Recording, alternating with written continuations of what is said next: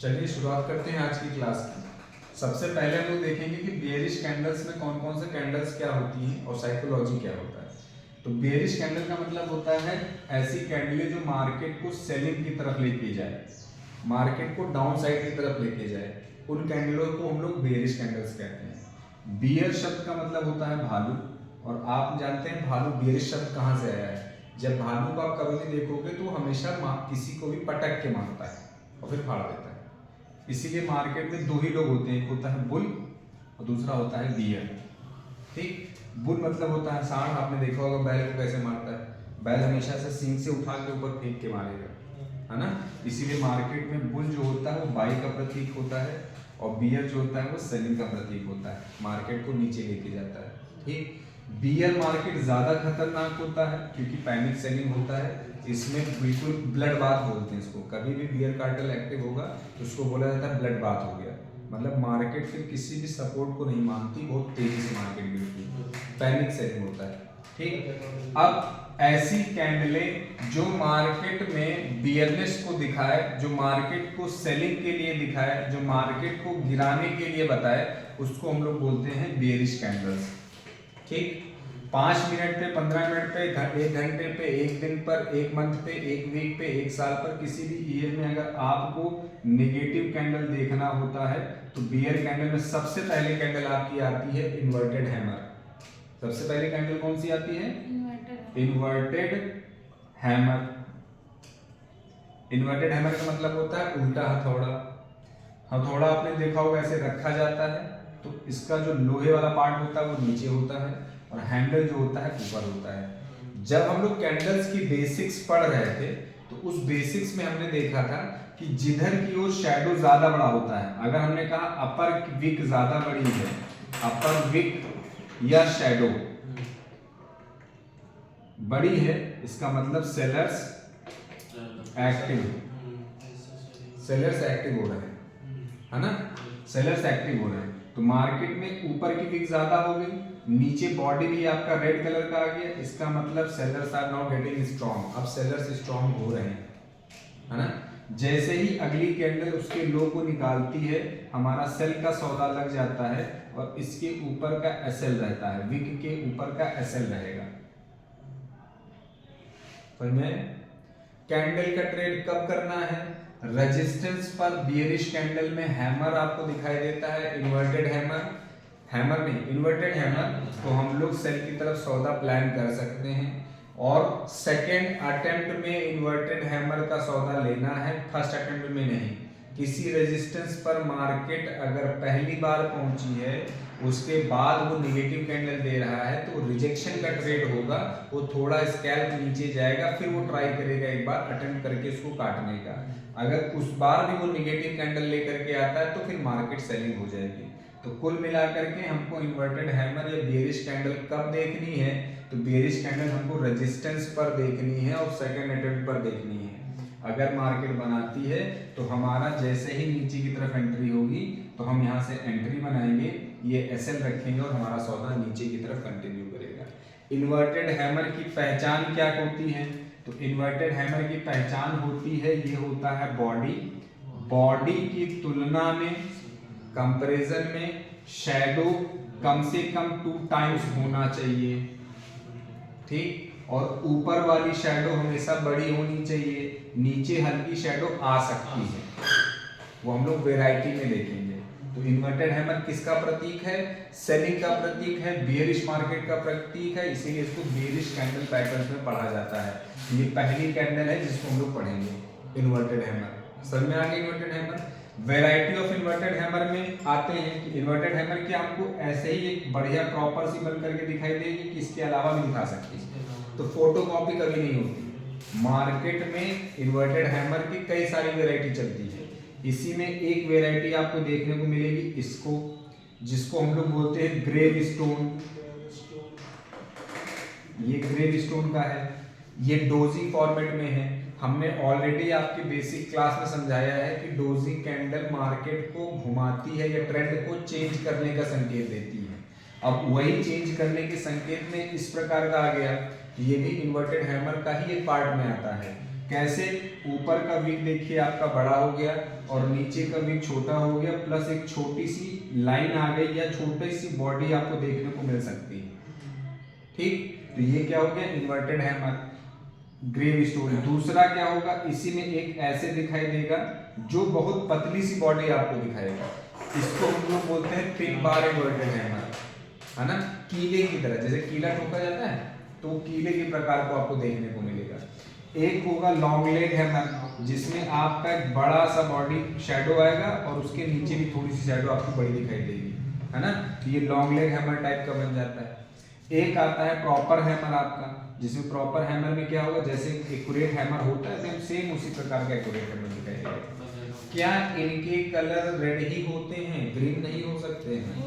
Red होते हैं। Red strongness का प्रतीक है।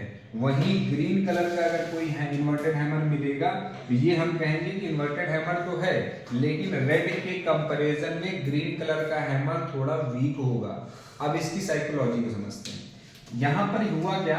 मार्केट ऊपर की तरफ बायर्स के द्वारा अटेम्प्ट कराया गया, फिर अचानक से सेलर हावी होते हैं और मार्केट को दाबते हुए नीचे लेकर के आते हैं और सभी बायर्स को बाहर करके दाब के मार्केट को नीचे क्लोज करवा देते हैं। इसका मतलब सेलर अगर स्ट्रॉन्ग था तभी तो सभी बायर्स को बाहर कर दिया, है ना?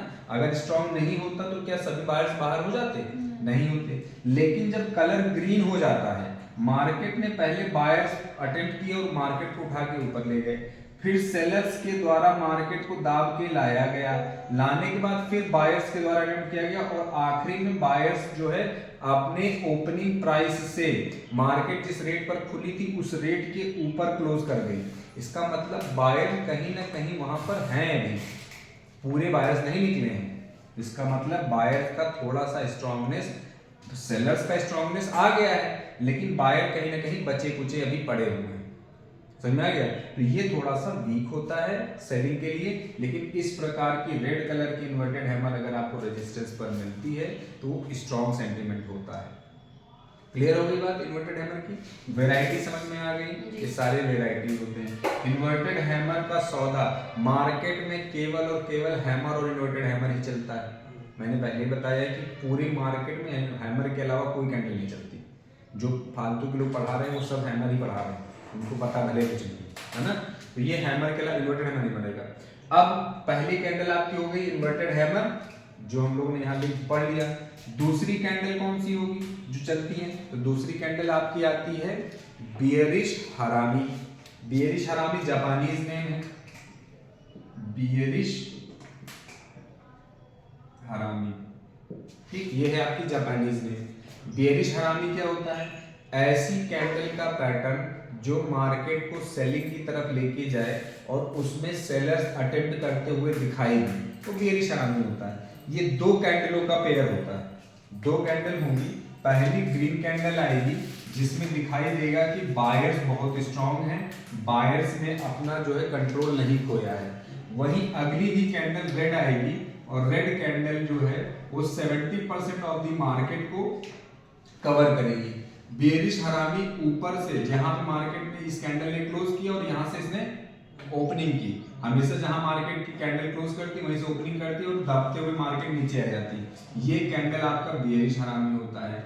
एंट्री कहां होगा? जो भी कैंडल दोनों में से लो ज्यादा मार के रखी होगी उसी लो के नीचे हमारी एंट्री होगी और इसके हाई के ऊपर एसएल होगा। जस्ट हाई पर नहीं रखा जाता, हाई से थोड़ा ऊपर एसएल रखा जाता है। बियरिश हरामी कैंडल भी मार्केट को नीचे लेकर के जाती है और यहाँ से मार्केट लगातार आपको नीचे की तरफ जाते हुए दिखाई दे सकता है। क्लियर होगी बात? तो बियरिश हरामी कैंडल में क्या इंपॉर्टेंट होता है? तो बियरिश हरामी कैंडल में हमको साइकोलॉजी समझनी है कि बायर्स के द्वारा सौदे को उठा करके रेजिस्टेंस पर रखा गया और रेजिस्टेंस आते ही सेलर के द्वारा मार्केट में अटेम्प्ट करना शुरू किया गया और अटेम्प्ट ऐसा किया गया कि मार्केट में वो कैंडल्स के तुलना में 70% तक बायर्स को बाहर कर चुका है ना? तो हम लोग 50% से ऊपर दिखाई देता है तो हम लोग ये कहते हैं कि अब मार्केट में सेलर अपना कंट्रोल बनाने का प्रयास करने लगा है। वहीं जैसे ही ये लो की तरफ एंट्री करवाता है, अगली कैंडल लेके आता है, तो इसका मतलब हो गया कि सेलर्स ने कंट्रोल बना लिया है। इसीलिए हम लोग एंट्री लो के नीचे करते हैं क्योंकि यहाँ के बायर्स को उसने बाहर कर दिया है। समझ में आ गई बात? बियरिश हरामी को हमने कहा ये भी इन्वर्टेड हैमर ही होता है। कैसे पहचानेंगे, अब पहचानवा देते हैं हम आपको। इस वाले पार्ट को इस पे ऐसे स्वाइप करवाइए, जैसे स्वाइप करेंगे तो इसके ऊपर जब ओवरलैप करेगा तो ये पूरी बॉडी कन्वर्ट हो जाएगी शैडो में, तो ये कुछ ऐसा दिखाई देने लगेगा। ये क्या बन गया, इन्वर्टेड हैमर आ गया। लेकिन ये ग्रीन कलर का इन्वर्टेड हैमर बना, तुमने कहा इन्वर्टेड हैमर तो है लेकिन थोड़ा सा वी समझ में आ गया। अब एंट्री कहाँ, जैसे इसके नीचे हमारी एंट्री होती है हम लोग एंट्री नीचे की तरफ बना सकते हैं। क्या ये ऐसे ही देखने को मिलेगा, नहीं, फोटोकॉपी कोई चीज नहीं होती। मार्केट में बियरिश हरामी के अलग अलग वैरायटी आपको देखने को मिलेंगे। जैसे एक ऐसे छोटी कैंडल आएगी, बड़ी कैंडल ग्रीन बन करके जा रही होगी ऐसे, एक तो ये प्रॉपर तरीका हो गया, ठीक। दूसरा हो सकता है ऐसे विग ले करके आए, ठीक, हैमर का ही पार्ट है ये, लेकिन आप कभी देखोगे तो ये ऐसे करके सेलिंग दिखाएगा। इसमें भी अगर आप देखोगे कैंडल्स वगैरह लगा कर इंडिकेटर में तो बताएगा बियरिश हरामी है, ये इन्वर्टेड हैमर का ही एक पार्ट हो गया, है ना। फिर आपका डबल इन्वर्टेड हैमर हो गया, सेलिंग हो जाएगी। फिर आपका कैसे दिखाई देगा, हो सकता है ऐसे दिखाई दे,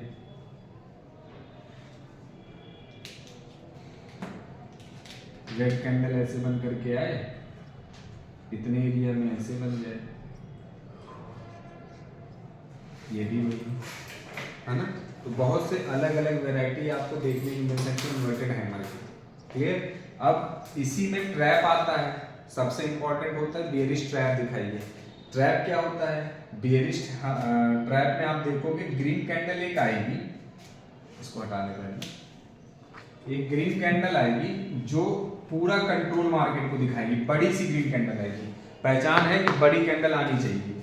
बड़ी सी ग्रीन कैंडल आएगी और आने के बाद ऊपर किसी स्तर पर जाके रिजेक्ट होगी, लगभग 30 से 40% के आसपास रिजेक्शन दिखाई देगा और ऊपर की विक दिखाई देगी आपको, है ना। इसके बाद कोई भी रेड कैंडल जो उसके दायरे में आ जाए, जैसे ये एक रेड कैंडल हमने बनाई इसी के दायरे में आ गई, ये हो गया बियरिश ट्रैप, बुलिश ट्रैप हो गया, इसको बोलते हैं बुलिश ट्रैप, कि अब मार्केट ऊपर नहीं जाएगी, यहाँ से मार्केट नीचे ही जाएगी। क्योंकि बियरिश मार्केट देख रहे हैं, बियरिश कैंडल्स देख रहे हैं, तो ये बियरिश कैंडल होता है, यहाँ पे हमारी एंट्री होती है और ये हमारा प्रॉपर एसएल लगता है और मार्केट यहाँ से वापस से नीचे की तरफ जाता है। किसी खास दिन किसी रेजिस्टेंस पर मार्केट ने 2 बार ट्रैप मार दिया है तो उस दिन का लो खतरे में है, वो उसी दिन का लो काट देगा, ठीक, समझाइए इसको। जैसे मान लेते हैं मार्केट यहाँ से ऐसे करके ऊपर जा रही थी और ये रेजिस्टेंस पर आने के बाद एक ट्रैप इसने यहाँ पे कहीं मार दिया, ये वाला, ठीक। फिर थोड़ी देर बाद मार्केट यहीं पे आई, फिर यहाँ पे उसने यही सेम टाइप की ट्रैप मार दिया और नीचे एंट्री करा दिया उसने, तो इसका मतलब ये बॉटम टूट जाएगा, मार्केट अब वहां से गिरेगी यहाँ तक आएगी, इसको साफ कर देगी, है ना। ये ट्रैप कैंडल होती है, पहचान, ठीक। इसकी भी वैरायटी होगी, बियरिश हरामी कैंडल का ही एक पैटर्न है ना।